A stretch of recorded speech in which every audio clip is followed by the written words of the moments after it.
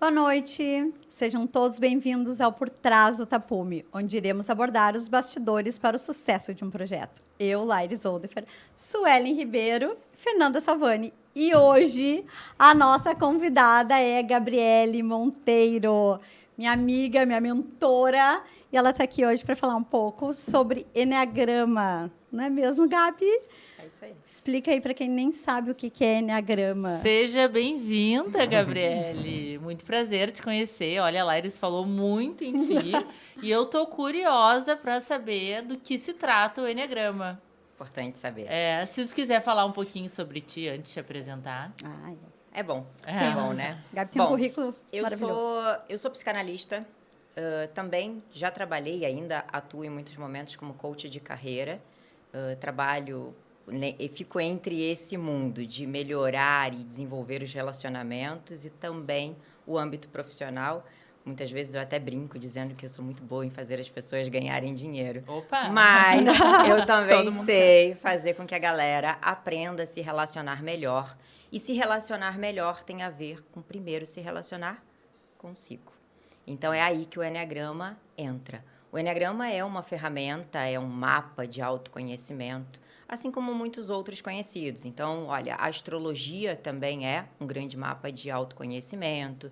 Dentro do mundo corporativo, a gente tem a ferramenta DISC e RISC, que vão desempenhar muito bem esses papéis. Só que o Eneagrama tem uma vantagem especial. O Eneagrama vai te mostrar que você vive numa caixinha a vida inteira. Ele não te coloca numa. Ele já te mostra que você está lá nessa caixinha. E ele te dá a ferramenta necessária para que você saia dessa caixinha. E por que Eneagrama? O Eneagrama, como o nome diz, Enea, 9, uma ferramenta de 9 pontas, que vai mostrar que existem apenas 9 personalidades, não 9 jeitos de ser. O jeito da Suelen, vamos dizer que a Suelen seja uma tipo 3, tá?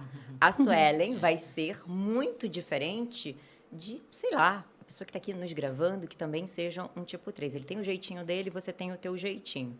Mas, em essência, vocês são iguais. Então, são 9 personalidades, 9 formas de encarar a vida, 9 essências. Essas são sempre iguais. E, se você quiser, eu posso falar um pouco sobre cada uma delas, mas ficou claro o que é? Claro. Super, Não, sim. ficou muito claro. E a gente trazendo isso para o mundo da arquitetura, é um assunto que nós abordamos em outra situação, é que a gente, fazendo um eneagrama do nosso cliente, a gente entende o perfil dele.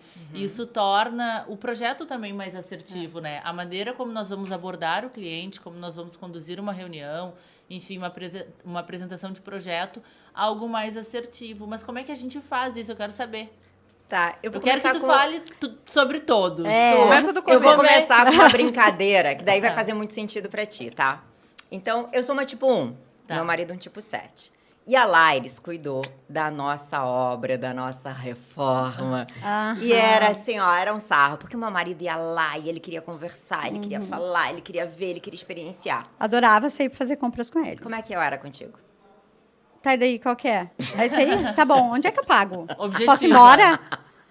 Tá, não quer? Olha, encosta. Não precisa encostar. Esse aí? Posso ir embora? É isso, já deu, né? Tá bom. Vambora. E sempre muito, muito prática. Muito prática. Né? Tem E mais o que fazer. E ele, eu já falo um pouquinho sobre cada um desses, mas olha a importância de saber quem é o meu cliente. E muitas vezes você pode pensar assim, putz, mas é difícil. Eu que sou apenas profissional da área da arquitetura, do design de interiores, como é que eu vou fazer um mapa do meu cliente? Mas quando você percebe, não é tão difícil assim, porque nós damos sinais o tempo inteiro. Então, eu vim aqui, eu brinquei, eu supus que você é um tipo. Eu tenho uma suposição para essa moça que está aqui do meu lado. Só que a Fernanda, ela parece muito curiosa. Então, por isso que eu não falei ainda. Maldade. É verdade. Maldade. Aí eu fico brincando um pouco com ela. Mas eu já sei mais ou menos como é que eu deveria lidar com ela, como é que eu devo lidar contigo, como a Laires, né? Sim. A Laires é muito fácil. A Laires é de casa, então a gente já sabe muito melhor. Mas, brincadeiras à parte, é isso que o Eneagrama vai trazer para o profissional. Então, lógico, aqui a gente está falando de arquitetura, design de interiores, isso muda muita coisa, porque é diferente de falar para um cara de Wall Street, por exemplo. O cara quer fazer grana, business, é outro ponto. Aqui não. Aqui, olha, eu quero me sentir bem na minha casa, no meu ambiente de trabalho. Então, eu preciso conhecer a essência do meu cliente. E muitas vezes aquilo que o meu cliente me fala não é aquilo que é de verdade. Sim. Eu, prática direta e objetiva, queria pressa e tá, vamos lá, vamos resolver, né? Enchendo o saco da Lares. Só que, ao mesmo tempo, eu, como boa tipo 1, eu sou extremamente perfeccionista, Exigente, detalhista. Então, eu sou aquela pessoa que tô em casa e, putz, eu tô olhando ali, aquela linha não tá extremamente bem feita, não tá reta. Inclusive, eu tô olhando aqui e tô vendo mesmo, tá? Tem um escorrido na parede e aquilo me incomoda. Me incomoda muito. Então, para uma cliente 1, né, que é esse ser exigente, detalhista, perfeccionista, direto também, muito prático, muito objetivo, eu vou precisar ter um cuidado maior com os detalhes. Eu não posso entregar para ele uma parede verde com um cantinho que tem uma pontinha de branco que nem eu vejo ali. Porque esse cliente tem esse olhar clínico que eu estou tendo aqui. Ele passa o olho e ele vê. E por que isso? Porque a essência do 1 é de buscar a perfeição. Eu quero buscar a perfeição das coisas. De certa forma, eu quero que a Fernanda me mostre a melhor versão dela. A Suelen, a sua melhor versão. A Laires também. E, ao mesmo tempo, é óbvio, eu vou querer isso do ambiente ao qual eu estou inserida. Então, 1 é aquele que você não pode deixar uma sujeirinha na obra, sabe? Tudo perfeito, tudo lindo. E mais, a pessoa que vai na minha casa executar o trabalho tem que ser uma pessoa que entregue um trabalho bem limpo, bem feito. E isso, Gabi, tem a ver com signo, com astrologia ou não? Não. Porque a gente tem muito a característica de cada signo. Não sei, eu como leiga, tu falando sobre a característica de cada tipo, me lembrou um pouco a característica de cada signo. Tipo, eu sou virginiana e eu me enquadro um pouco. A gente até brinca, Nesse né? tipo, A gente tava falando das tuas canetinhas. Gostei da tua pergunta, porque muita gente já me fez essa pergunta. E aí, uma bela vez, eu encontrei uma astróloga que ela conhecia de eneagrama e a gente bateu um belo papo sobre isso. E daí ela me disse o seguinte: Gabi, eu acho que é o seguinte, o eneagrama é de fato a personalidade da pessoa, ela é 70% de quem tu és. Já a astrologia, ela é o teu olhar perante o mundo, tá? Então, você pode olhar assim e dizer, ai, a Gabi então é virginiana? Não, eu sou sagitariana, então eu tô sempre mudando. A Laide foi lá e deixou um escritório montado para mim, eu já mudei 2 vezes. Compensação, o Dênio, maravilhoso, que é o marido dela, tipo 7. Ele tem... eu fiz a clínica, além da casa deles, a clínica. E eu entreguei a clínica faz quantos anos, Gabi? 3 anos. 3 anos. Eu entro lá, hoje está exatamente do mesmo jeito que eu deixei. Isso dá, pra gente, pro profissional, é muito gostoso ver isso. Exatamente. Porque funcionou, né? Porque deu certo. A jarra no lugar que ficou, cada detalhe está exatamente no mesmo lugar. Ele não faz nada sem me consultar. E eu adoro, tá? Amo. Legal tu ter falado sobre isso, Laris, porque, olha, essa clínica também é minha. E na clínica, eu não mexo em nada. Porque funciona, porque é meu ambiente de trabalho. No ambiente de trabalho, eu tendo a ser de um jeito mais ou menos igual sempre. Então, a coisa flui. Agora, na casa, e isso é importante também saber, olha, o meu cliente, por exemplo, o meu cliente do tipo 1, que projeto eu estou desenvolvendo para ele? É a casa ou é o escritório? Porque isso também tem variação. Sim. Então, no trabalho, eu preciso dessa coisa cartesiana, dessa coisa virginiana de ser, é sempre bonitinho do mesmo jeito. Mas em casa aí vem um pouco mais da leveza. É onde é o meu ambiente, né? É a minha zona de conforto, de proteção. Então, nossa, eu acho que eu podia mudar isso aqui. Eu podia fazer diferente. Eu podia, sabe, ter um novo olhar. Aí entra o aperfeiçoamento constante, que é do 1, tá? Podemos avançar? Podemos. Aí tem lá o tipo 2. O 2, gente, assim, ó, é coraçãozinho puro, é emoção. Ele olha, é um jeitinho doce, sabe? Meus pacientes tipo 2 ou clientes de mentoria, tem lá a minha mesa de trabalho, e daí eles vêm assim... Oi, É 2. E aí eu já olho aquele olhinho brilhando, sabe? Aquele olhar sorridente, aquela coisa voltada para o outro, para o relacionamento. O 2 vai se preocupar, sim, com o que a outra pessoa vai sentir, com o que a outra pessoa vai pensar. Então, a casa para um tipo 2, ela não é para ela. é para as pessoas que habitam comigo. Então, como é que meu filho se sente nessa minha casa? Como é que meu marido se sente? Pai, se eu mudar essa parede, será que meu marido vai gostar? Ai, o quartinho do meu filho, vou perguntar para ele como é que ele quer. Então, o olhar do 2 é para o outro. É extremamente emocional, é extremamente doce, esquece de si. Então, é um grande desafio para o profissional, né, Laís, perguntar... Não, e eu lembro que eu fiz um curso até de Enneagrama contigo e foi muito incrível, porque eu acho que no curso, acho que uns 5, 6, tipo 2. Todos estavam chorando. Todos choraram. Eu já ficava, tá, tipo 2. Tipo 2. Todos tipo 2 e somente tipo 2 estavam chorando. Mas então ele é mais sensível, eu acho. Tipo, nos amigos que ele vai receber, nas pessoas. Então a casa sempre vai ser voltada pro outro. É super sensível, né? Emocional e se doa. Ele é sensível, tá? Mas eu não colocaria um super aí, não. Ele é sensível, ele é emocional, ele cuida do outro, mas ele é forte pra caramba também. Sim. É uma pessoa impulsiva, é uma pessoa super proativa, mas o foco dele, o olhar dele está para o bem-estar do outro, tá? É dificílimo o 2 olhar para si. O que eu quero? Então, vamos fazer aqui vamos voltar, virar a câmera. Eu, como profissional tipo 2, eu vou ter muita dificuldade de olhar para o meu sucesso, para a minha carreira. Eu vou olhar para aquilo que é bom para o meu cliente, sempre. Tá? Fez sentido? Total. Agora eu quero saber o tipo 3. Olha ela. Tipo, ai, tava ansiosa. Tá, como é que tu olhou pra mim, a gente trocou 5 palavras, oi, tudo bem, isso, aquilo. Em que momento tu identifica quais são os gatilhos? O corpo fala. A gente dá sinais. Então, é a maneira como a gente se mostra para o mundo, é a nossa fala, é o nosso olhar, é a nossa postura, sabe? É o inconsciente. O que o Enneagrama vai fazer? Ele vai tornar consciente aquilo que antes era inconsciente. Ele vai te jogar uma lupa, ele vai jogar uma lupa bem grande para aquilo que antes você só fazia, mas não percebia, tá? Eu fiz aqui eu dei um chute. Sim. Tá? Apesar de fazer isso há muito tempo, eu dei um chute. Às vezes eu acerto. O 3 é o bem-sucedido do Enneagrama. O olhar dele... O olhar dele é pro sucesso, é pra fama, os aplausos. Então, eu brinco dizendo que o coração do 3 tá aqui, tá na palma das 2 mãos, batendo pra ele. Bateu palma, elogiou o 3, é que nem um pavão, já sabe? cresci. Olha aí. Sou eu. E o que eu quero? Eu quero isso, eu quero agradar, mas ao mesmo tempo eu quero que as pessoas digam que eu agradei. Não basta eu agradar propriamente dito, como fiz ali com 2, tá? Eu tenho que saber que eu estou agradando. Eu tenho que ter esse reconhecimento. E o grande desafio do tipo 3 é saber quem ele é de verdade.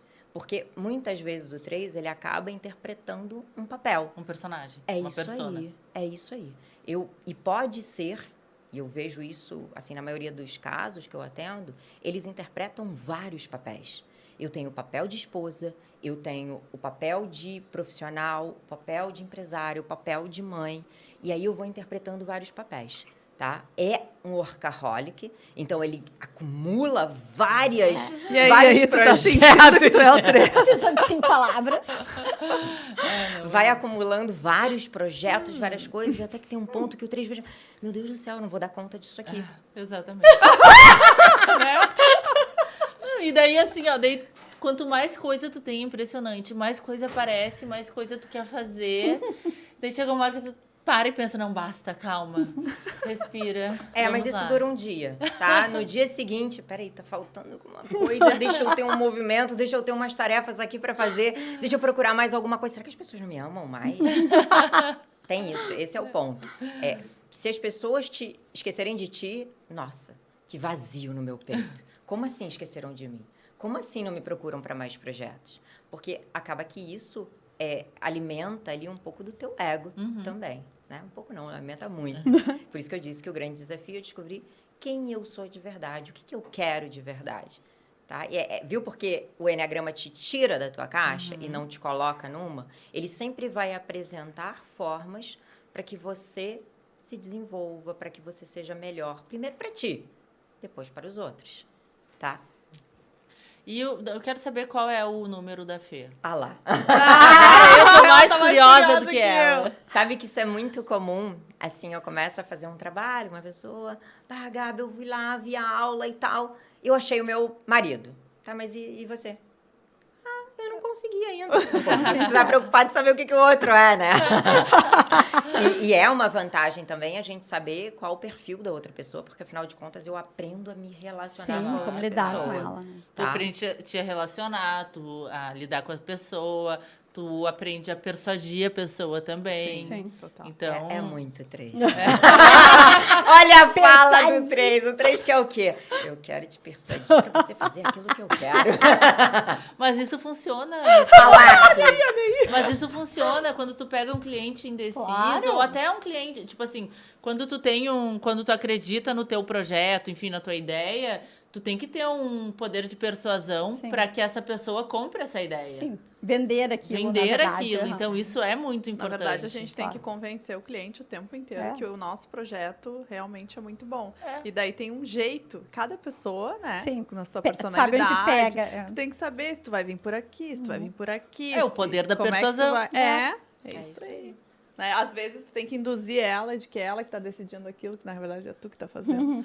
Mas faz parte. Isso, é isso. Eu vou te mostrar, né? Tem um belíssimo livro que é o Como Fazer Amigos e Influenciar Pessoas, que fala sobre isso, e aquele livro foi escrito por um tipo 3. Eu ganhei esse livro. Eu comecei a ler. É que assim, ó, eu tenho, sério, uns 10 livros de cabeceira. E conforme o dia eu vou abrindo um. Então eu leio em paralelo. E às vezes eu começo a ler, daqui um pouco eu tenho que voltar de novo, sabe? E esse é um dos que eu comecei a ler e eu já gostei muito, assim. É do Que teu será? tipo. O que será? Ai, bem, meu tipinho. Pode ser. Brincadeiras à parte, tá, gente? Eu fiz aqui brincadeira, né? Sim. O legal é que vocês realmente mergulhem nesse universo. A gente só tá batendo um papo, só mostrando o que é o Eneagrama. E que cada pessoa se descubra.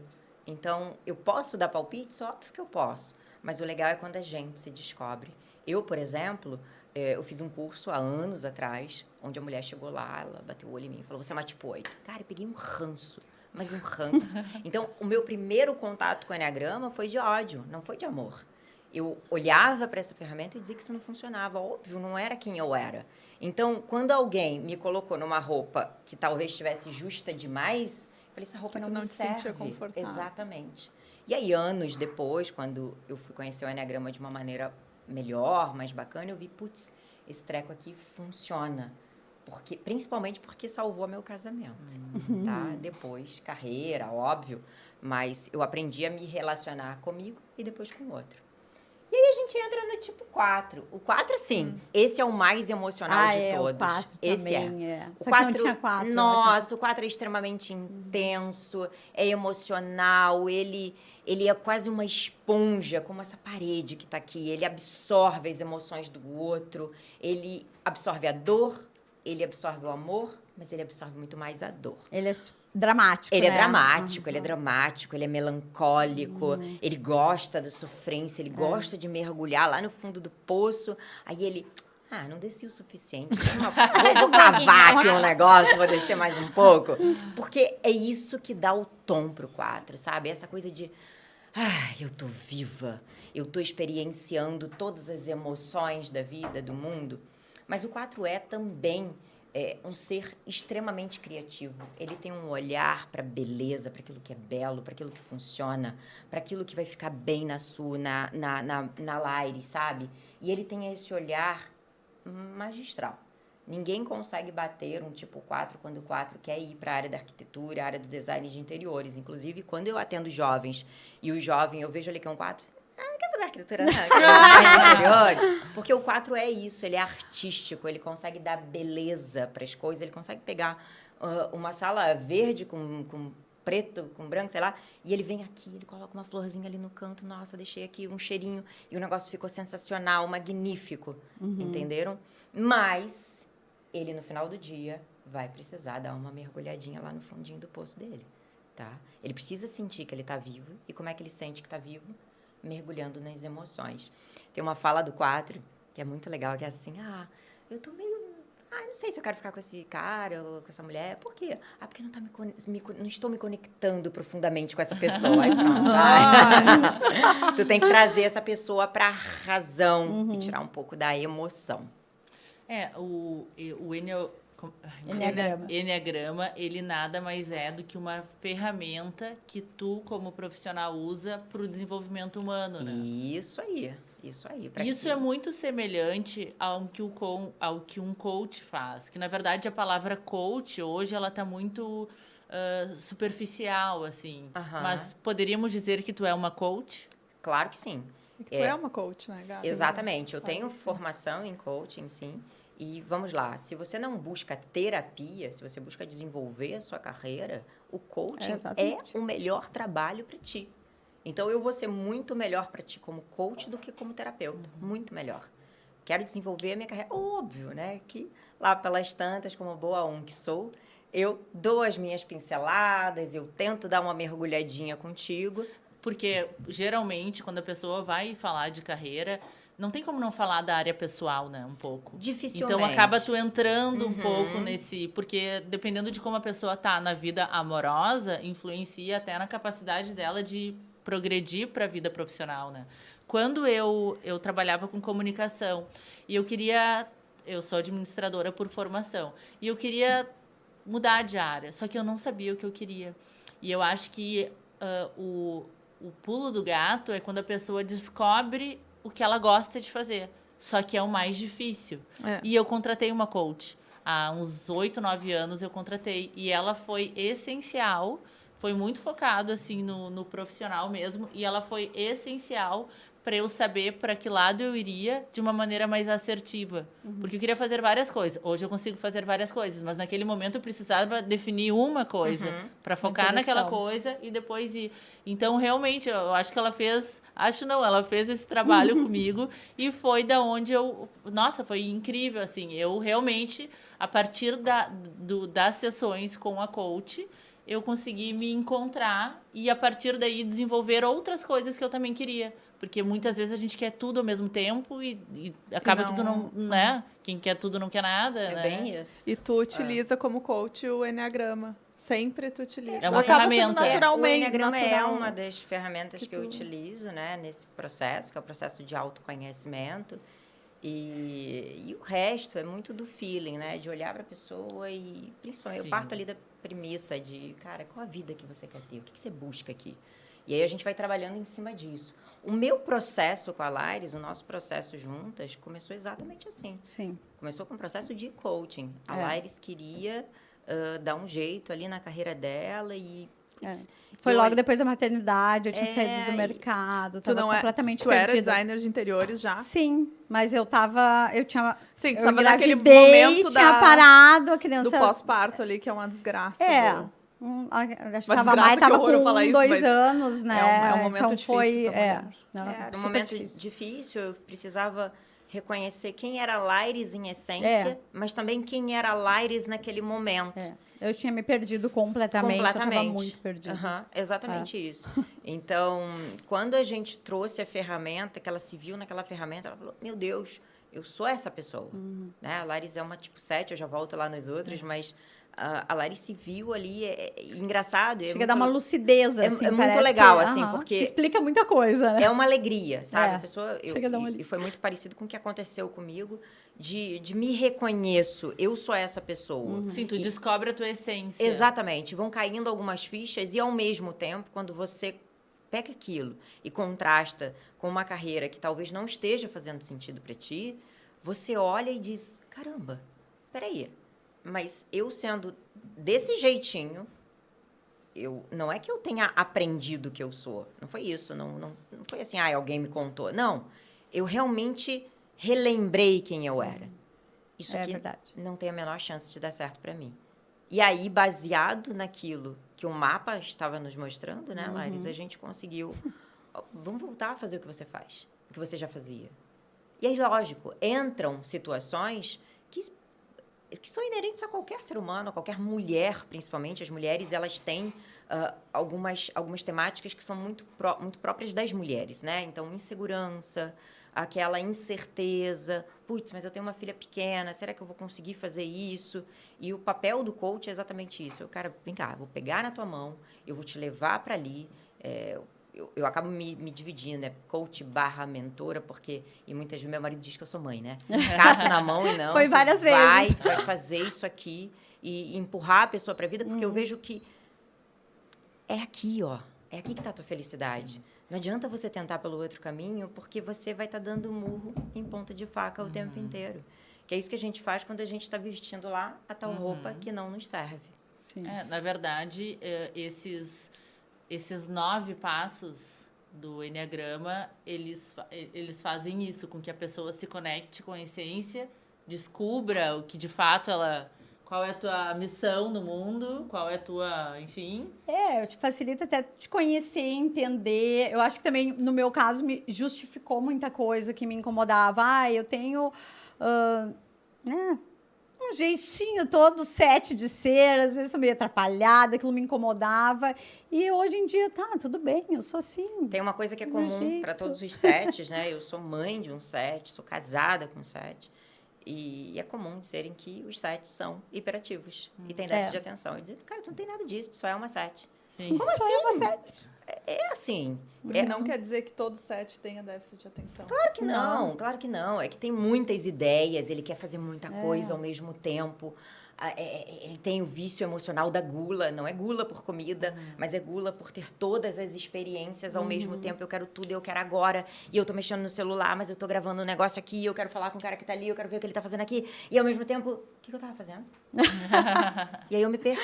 E aí, né, você vai num profissional, o que ele aprende? Eu aprendo a ver uma doença, né? Sim. Identificar e diagnosticar uma doença. Como é que eu diagnostico isso aqui que está me aparecendo? Putz, você deve ter atenção. E aí eu te dou um remedinho. Mas não. Se eu mostrar para essa pessoa que é só ele se centrar, de repente meditar, respirar, focar em uma tarefa por vez, ele vai conseguir, a coisa, sabe, começa a fazer sentido, começa a fluir melhor. Eu não estou dizendo que ele vai transformar numa outra pessoa, numa pessoa 100% diferente. Não. Ele vai continuar sendo a mesma pessoa, mas de uma maneira muito mais assertiva. Sim, vai saber das suas forças e fraquezas para saber dosar, assumir o controle. Isso aí. Tu falou sobre medicamento. Qual que é a base científica do Enneagrama? Assim, fazer uma provocação aqui. Tem. Olha, primeiro foi o seguinte, teve um armeno chamado Gurdjieff. Ele era um místico, tá? E ele que foi o responsável de trazer o Enneagrama para o Ocidente. Porque antes o Ocidente ele era usado pelos padres do deserto, em muitas outras culturas. Então, era tido como uma coisa extremamente mística. Gurdjieff trouxe isso para o Ocidente e começou um trabalho de usar essa ferramenta com as pessoas, para entender as pessoas. E aí, muitos anos depois, Oscar Ichazo, que era um boliviano, pegou essa ferramenta, ele era psicólogo, ele pegou essa ferramenta e falou, olha, tem como eu traçar padrões de personalidade com essa ferramenta. E aí vai se fazendo paralelos, né, com Jung, que também já fazia isso ali com as 12 personalidades, com os 12 arquétipos. Quando você cruza, você vê que vai dar na mesma coisa. E, finalmente, o Naranjo, que era um psicólogo, também um psicólogo espanhol, o que ele fez? Ele levou isso para as universidades. Ao levar isso para as universidades, a gente tem o viés do artigo científico. As universidades começaram a estudar o Enneagrama principalmente para ser usado como ferramenta de gestão de grandes times. Então, a gente pode falar de Boeing, grandes empresas, Varig, a Natura, aqui do Brasil, faz uso da ferramenta Enneagrama para gerenciamento de suas equipes, além de muitas outras. Em Stanford, essa ferramenta é muito estudada e utilizada. Várias faculdades hoje de psicologia, elas têm pelo menos uma cadeira de Enneagrama.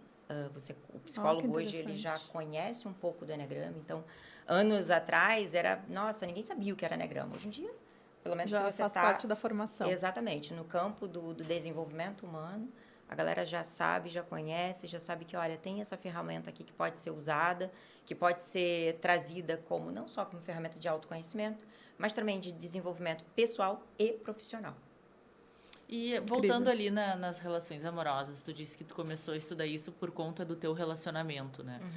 Qual a maior dificuldade das pessoas hoje em dia de se relacionar? Tu entendendo mais de pessoas do que nós? Olha só, eu sou uma 1, né? Direta, prática, essa coisa muito racional, muitas vezes, e eu me relaciono com um 7, que ele é voltado para o prazer, para brincadeira, para diversão.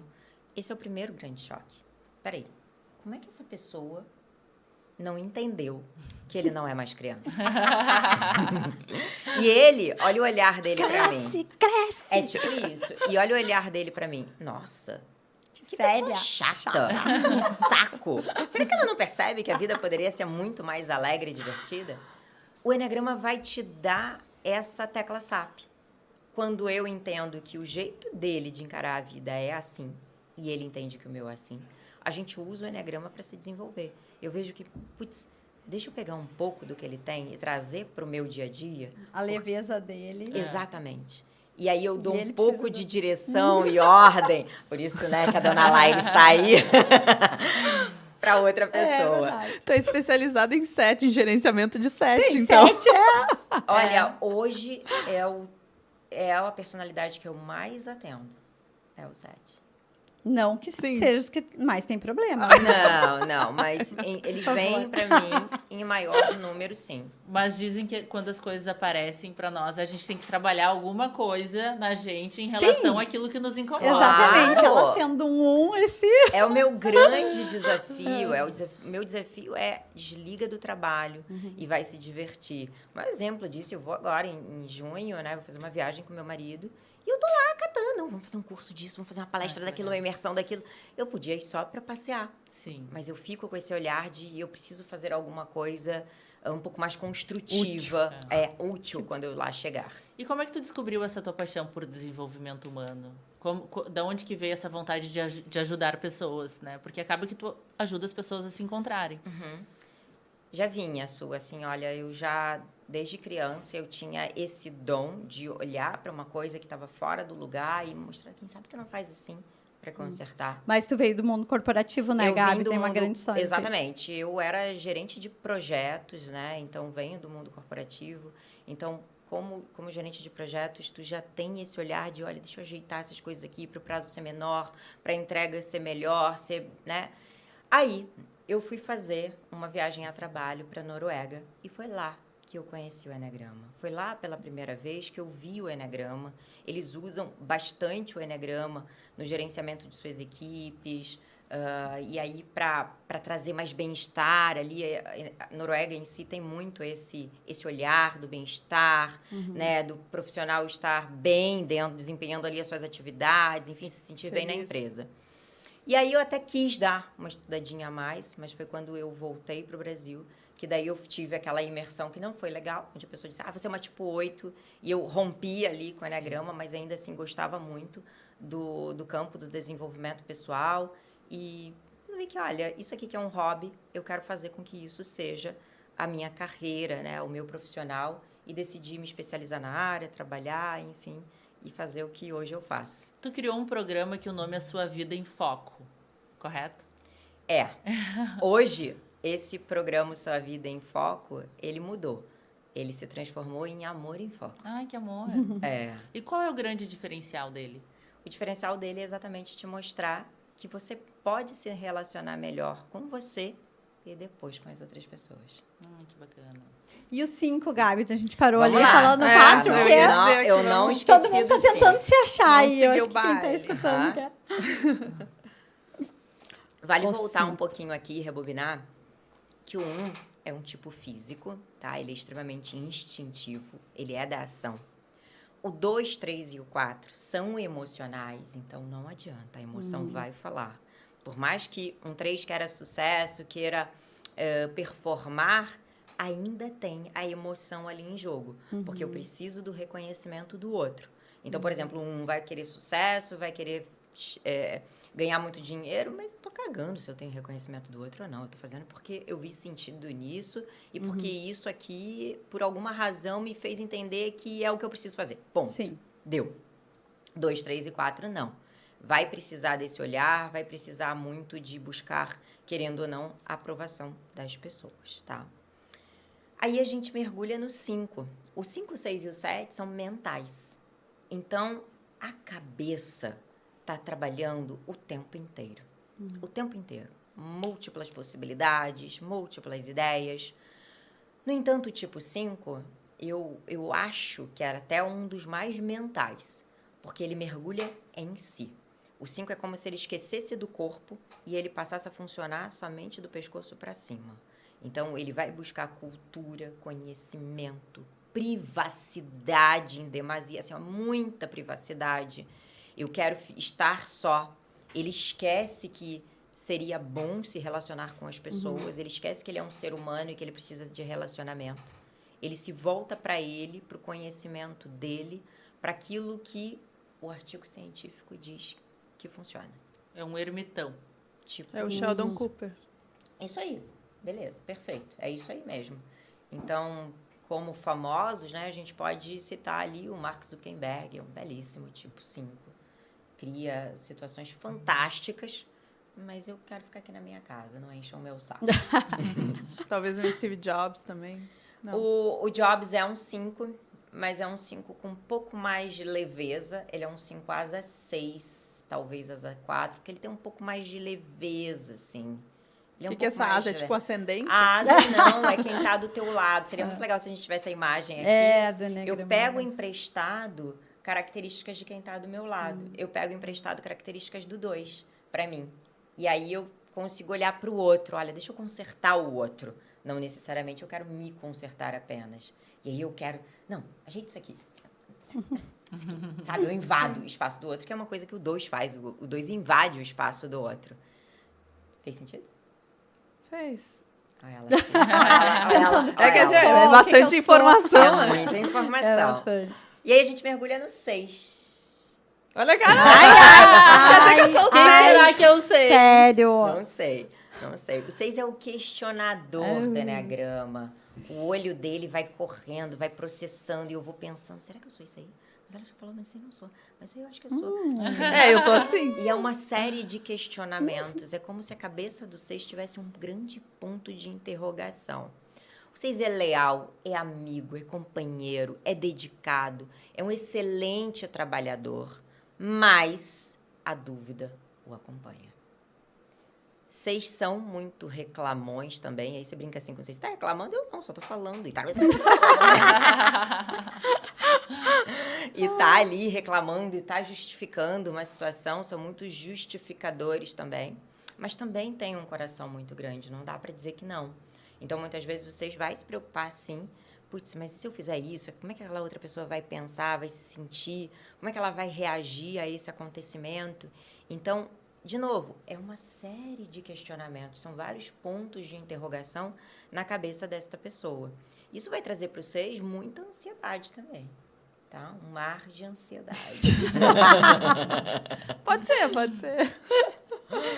Tá. E o 6 ele é um pouco desconfiado, não é? É o 6? Ele é bastante desconfiado. Eu quis ser... É como se... eu tenho aqui, ó.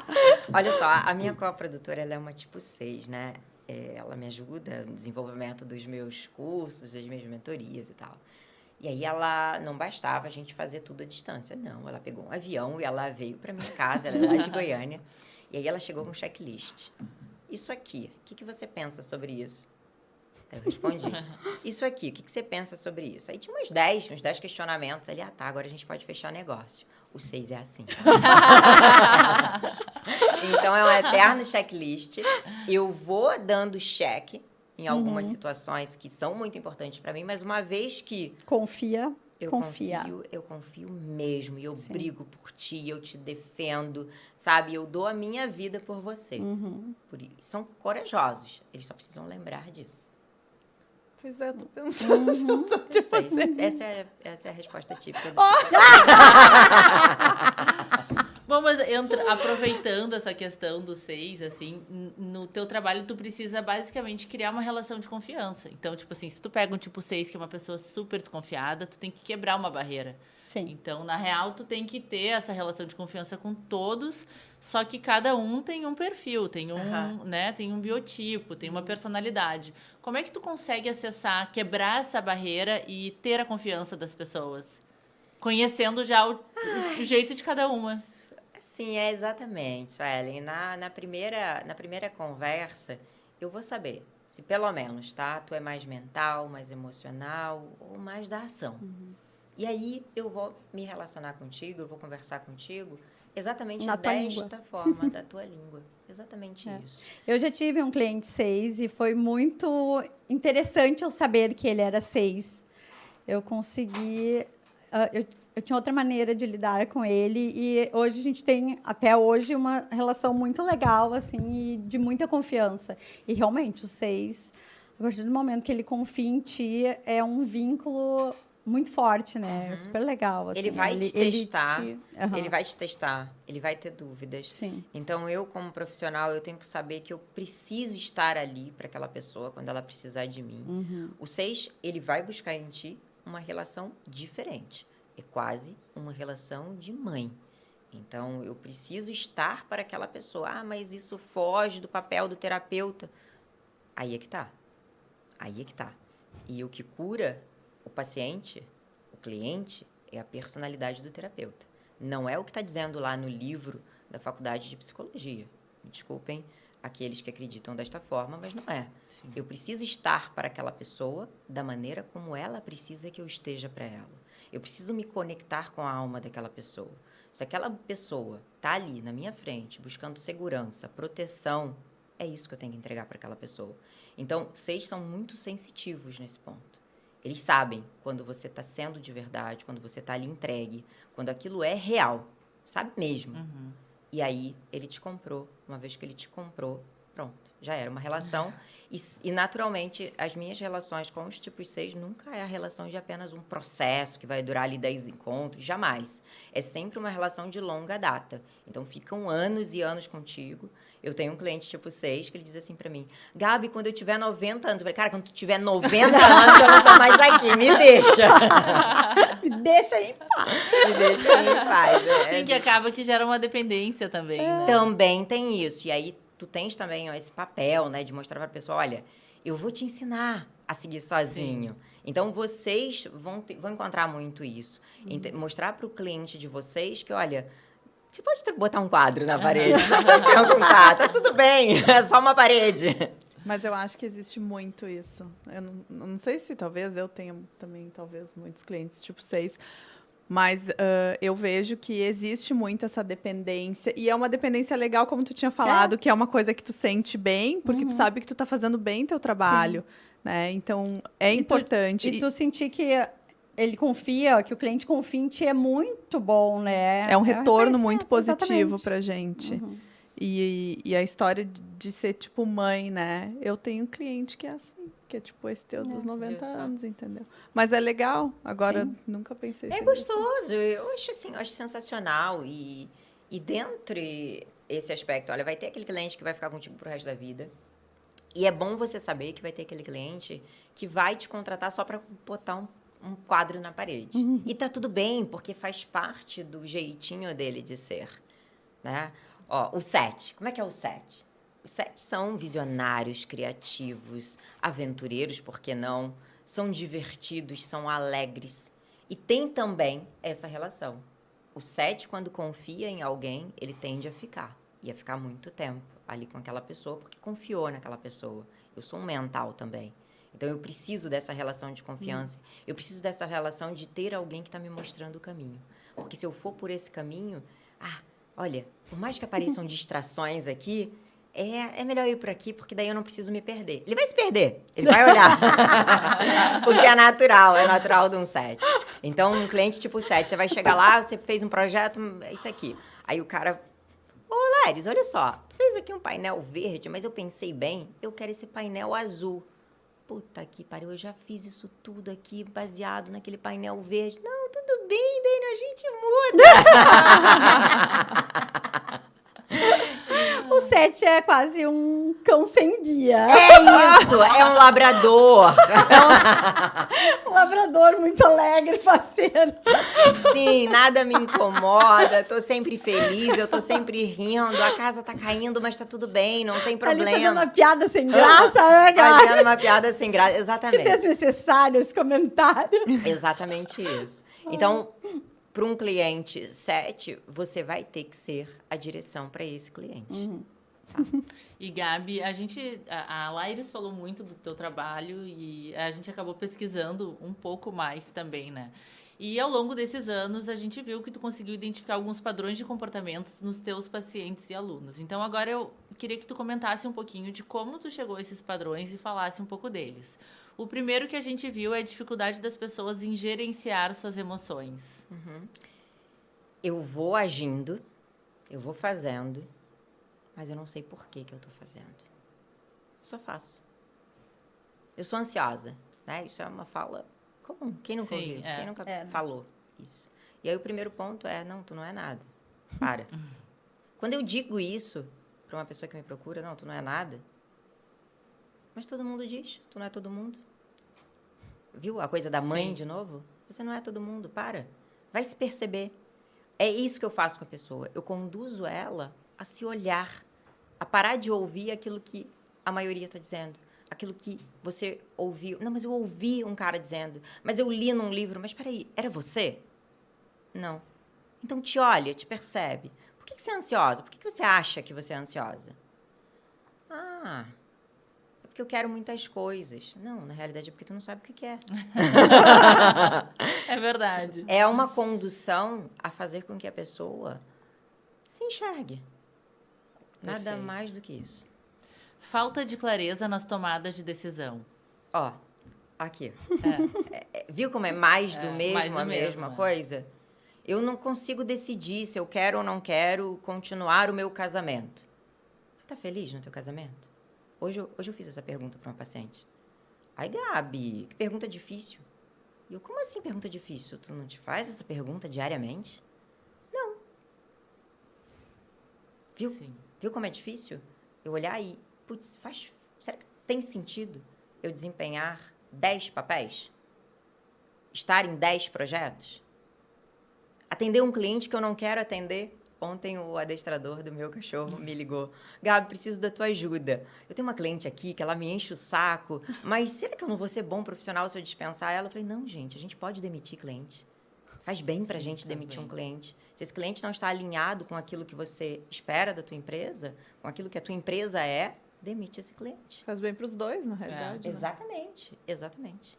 Tem também a busca constante de aprovação dos outros. Ó, falei disso. É. De... O que será que elas vão pensar, né? Que eu tô falando? Não sei. Por que eu tô fazendo isso aqui? É porque eu quero?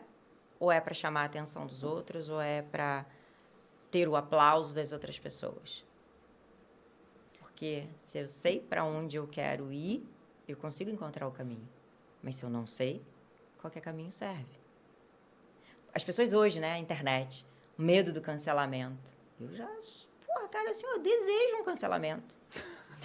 Dá ibope. Dá ibope. Gente, eu boto uma arrasta pra cima, um clique aqui, pronto, vamos vender. Quando eu falo isso, o pessoal acha que eu sou louca. O meu marido fala, tu é louca, tu só pode ser louca, tu come cocô. Eu falei, não, isso é bom pra caramba, isso traz tráfego pra gente.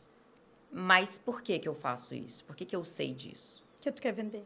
Não. O objetivo é vender. Porque eu tô consciente daquilo que eu entrego, daquilo que eu falo. Eu tenho certeza. Eu escolhi um assunto, eu mergulho nesse assunto, eu estudo sobre ele todo santo dia. Eu atendo gente o dia inteiro. Então, Tem se alguém, propriedade. né? Se chegar alguém aqui e esse negócio é mentira, tá, azar o teu, Sim, né? é verdade. As pessoas também têm muito medo da responsabilidade de assumir riscos, né? E se eu terminar esse casamento sem me perguntar se eu tô feliz ou não, Gabi? E aí, será que eu vou me apaixonar por alguém novamente? Sei lá. Tá bom aí onde você tá? Não. Tá, e aí, não vale a pena ir adiante? Ai, Gabi, mas e se eu pedir demissão? Você tá feliz aí? Não, meu chefe é um bosta. Então, pra que você vai continuar aí? Ai, Gabi, se eu abrir uma empresa amanhã de manhã, eu não sei o que eu vou fazer. Quem sabe tu não aprende. É o medo do novo, é o medo de tentar. É a ansiedade, né? É isso. Porque as pessoas também têm muito essa ansiedade de atingir rápido os objetivos. Então, elas começam numa área e elas querem ser sucesso rápido. Mas tem todo um processo, né? Mas elas querem se sentir seguras, né? Tipo, do casamento que tu falou. Tá segura, do emprego, tu tá segura. Isso É uma seria zona de conforto, né? É uma zona de conforto, entendeu? Sempre que o dá medo, mudar dá autoconhecimento, medo sempre. tu tem que sair da tua zona de conforto, né? E, tipo, em viagens, por exemplo, que a gente sai da zona de conforto, também sempre te agrega coisas, né? Eu fiz uma live um dia desses e acho que foi uma das mais comentadas, porque uma guria entrou e daí ela falou o seguinte, mas estar na zona de conforto é bom. É, sim. É uma bosta quentinha. Aí ela, como assim? Porque enquanto ela tá quentinha, você consegue dar uma mangueirada no pátio e limpar aquele negócio ali. Experimenta. Pede pro teu cachorro ir lá e fazer um cocôzinho quentinho pra ver se não é fácil limpar.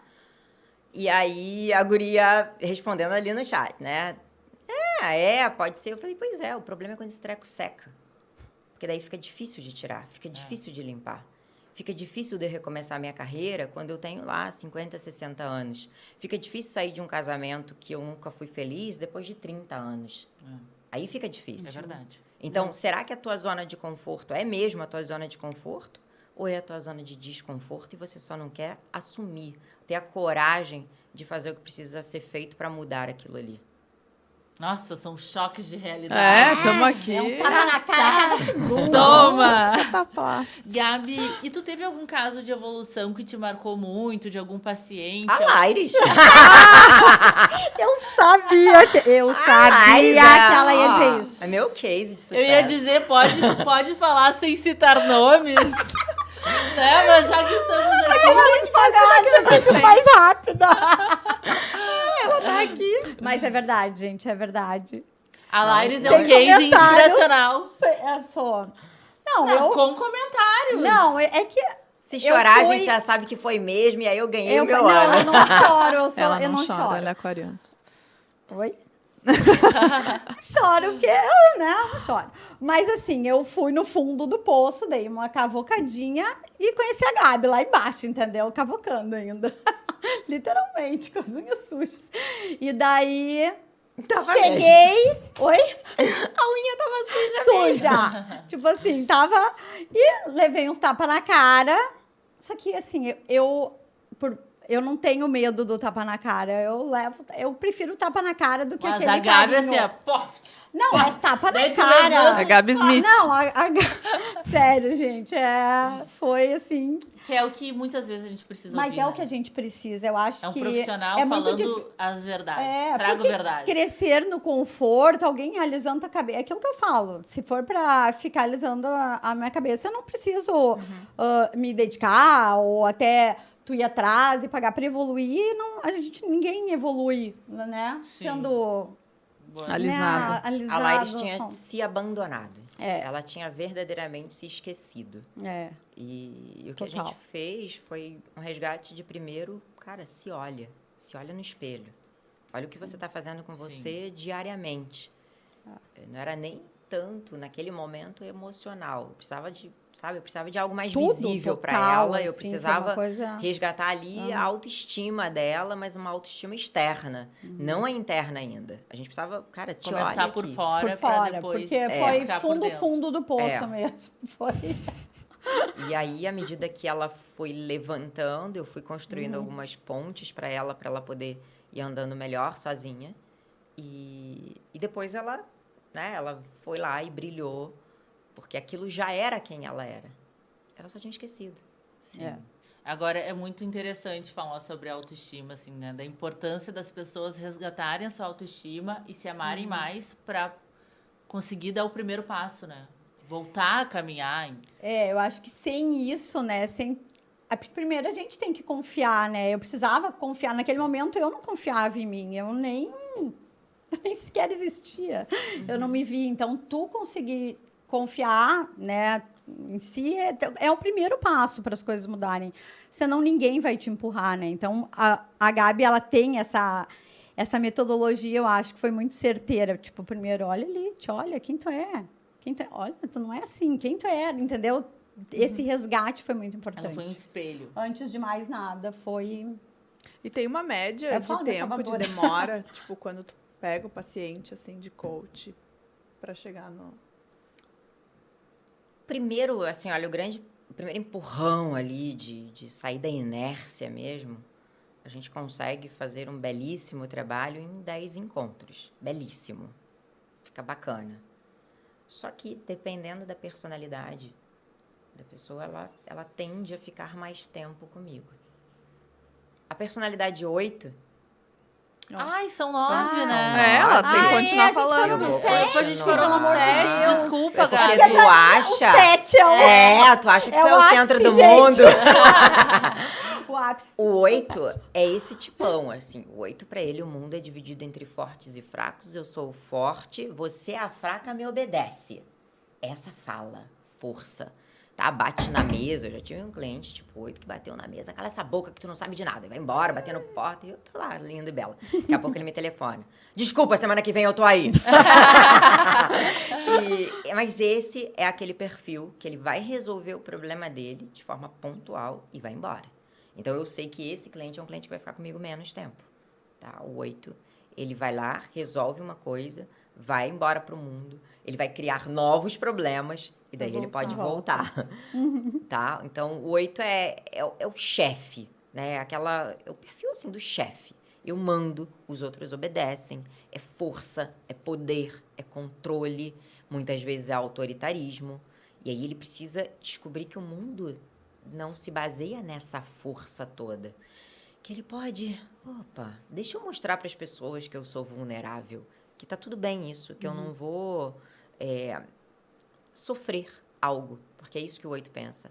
Eu vou sofrer se a Fernanda achar que eu amo, ela vai cagar na minha cabeça. Então, eu não vou mostrar que eu amo. Então, é a gente desconstruir um pouco que não deixa de ser um personagem também, né? Agora, são maravilhosos como donos de empresa. Eu só não gostaria de ter, se eu tivesse no campo de vocês, um cliente tipo 8, tá? Eu acho que eu tive. Agora eu tô falando, eu só pensando, lembrando. Assim, Bom, Ele é vamos continuar. forte, ele é bravo, ele vai querer do jeito dele. Você vai ter que ter muitos argumentos e muitas vezes esses argumentos vai ser também no grito, porque o 8 respeita quem se impõe, quem mostra que pode ser respeitado. Porque se eu sou, ai, querido, vou cagar na tua cabeça. Acabar. Sim. É bem assim. E, Gabi, que conselhos tu daria em relação a comportamentos nocivos e tóxicos que talvez o perfil 8 tenha um pouco, que as pessoas podem evitar? Porque acaba que um chefe autoritário, ele não é um líder, ele é um chefe. Ele é um né? chefe. Viu a diferença que eu fiz aqui? É. A gente faz o trabalho com 8 para ele se desenvolver e se tornar um líder. Mas antes ele não é. Ele é o chefão. E acaba que isso pode ser um relacionamento um pouco tóxico para o funcionário. É enfim. extremamente abusivo. Eu já vivenciei isso ao fazer consultoria em empresas. E eu tá ali esperando a reunião para ir para a sala do 8. E ele tá lá em cima gritando com a secretária. Vem cá, tu grita sempre assim com a tua secretária? Não, foi só hoje. Mentira, ele grita todo dia. E a primeira coisa é mostrar para ele que ele precisa aprender a se comunicar. Então, um tipo 8, ele vai fazer ali um trabalho base, né, de comunicação não violenta. Como é que eu posso lidar com o tipo 8? Olha, se eu sou funcionária, é difícil pra caramba, porque ele não vai aceitar nada. Então, o melhor que você tem a fazer é pedir demissão. Lamento. Mas é assim.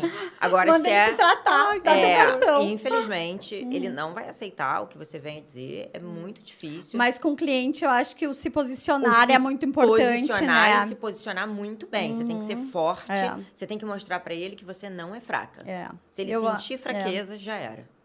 Eu acabei de reconhecer Pode dar uns gritos de vez em quando também. E o tipo 9? Tipo 9, vamos só finalizar. Ai, gente, o 9 é o good vibes. Tá tudo certo. Tá tudo bem. Eu não quero criar conflitos, eu não vou comprar briga com ninguém. Me deixa aqui, deixa eu ficar na boa, deixa eu comer minha pipoquinha, assistir meu Netflix, ninguém falar comigo. Eu sou o queridão, eu sou amigo de todo mundo, eu sou fofo. E aí, olha só que droga. Uma pessoa que tem tudo isso, parece né, um monte de qualidade, sim. Mas ele tem uma preguiça de si. Ele se esquece, ele se abandona em função do outro. É muito parecido com o tipo 2, só que o tipo 2 ainda se posiciona um pouco melhor. O 9 não. O 9, assim, ó, ele tá de dieta, e aí a Fernanda pediu pizza. Ah, eu como junto contigo. E aí, muitas vezes, chegava lá no meu consultório e falava assim, cara, mas tu não tá de dieta? Como é que eu vou dizer pra ela que eu tô de dieta, Gabi? Ela vai ficar chateada. Eu vou ser o que cria conflito? Eu não, eu comi junto. É nesse tipo. Ele se anula de uma certa forma. E aí, pra vocês, é o melhor cliente, né? Gabi, e para finalizar, o que mudou em ti após tu te aprofundar nesse trabalho incrível? E quem é a Gabriele de anos atrás e a Gabriele de hoje após ajudar tantas pessoas a se desenvolverem, a se encontrarem? É aquela que verdadeiramente está trabalhando em função do seu propósito, da sua essência, de levar as pessoas para o seu melhor, para um caminho até um pouco mais espiritual, por que não? Então, hoje, eu posso dizer que não tem nada a ver com dinheiro isso aqui que eu faço. O dinheiro vem? Vem, é consequência. Mas olhar para o rostinho daquela moça ali e saber que hoje ela está muito feliz e que, de alguma forma, eu pude participar desse caminho, desse desenvolvimento, gente, isso... Não tem preço. Não tem preço, não tem preço. Gabi, qual é o teu Instagram? Pode falar para nós aí tuas redes sociais, porque o papo foi maravilhoso. Infelizmente, a gente tem que acabar. Mas para o pessoal conhecer um pouco mais do teu trabalho, além do que escutou aqui, quais são tuas redes? Onde as pessoas te encontram? Principalmente lá no meu Instagram, @Gabriele Monteiro, Gabriele com 2 L's e Monteiro com 2 T's. Em breve a gente vai ter um canal também no YouTube, mas hoje o Instagram é a rede principal. Inclusive, nessa semana, eu estou fazendo uma semana de desafio, que é o desafio na Rota do Amor, onde você pode se conhecer um pouco melhor, conhecer um pouco melhor das relações e, de fato, ter ali uma relação mais amorosa, tanto com você quanto com o outro. É aquilo que a gente falou aqui. Tem a ver com autoestima, tem a ver com autoconfiança, mas tem também a ver com assertividade.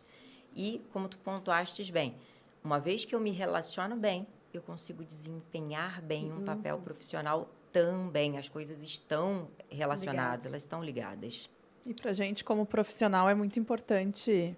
Acho que todo mundo aqui vai ter que fazer o curso. Tu já fez de Enneagrama, para a gente poder entender melhor, muito né, legal. o nosso cliente. Será um prazer. A partir do momento que tu entra nesse mundo, não tem, é um caminho sem volta. Ai, não, já quero. É um caminho sem volta. É um caminho sem volta. Já me coloco à disposição. Se vocês quiserem bater mais um papo sobre isso, acompanhem lá nas minhas redes. A gente pode fazer lives, enfim. Adoro esse assunto. E, sim, é um caminho sem volta, é imprescindível, porque você vai se conhecer como profissional. Porque antes de conhecer o teu cliente, você precisa se conhecer. Claro. Qual é o teu propósito? O que você quer na tua carreira? Onde é que você quer chegar? Qual é o seu objetivo? Qual é o teu cliente ideal? Se você não consegue responder essas perguntas básicas, tanto faz quem é o cliente que te vem. Você vai acabar se submetendo a fazer aquilo que ele quer e não o que você imagina que seja bom para ele. Perfeito. Ah, incrível! Obrigada, Muito obrigada, Gabi. Então tá, gente. Sigam a gente lá no Instagram, @portrásdotapume. Se inscrevam no canal. O sininho aquele. Ativem as notificações. E voltamos na próxima semana. Grande beijo. Beijo. Beijo.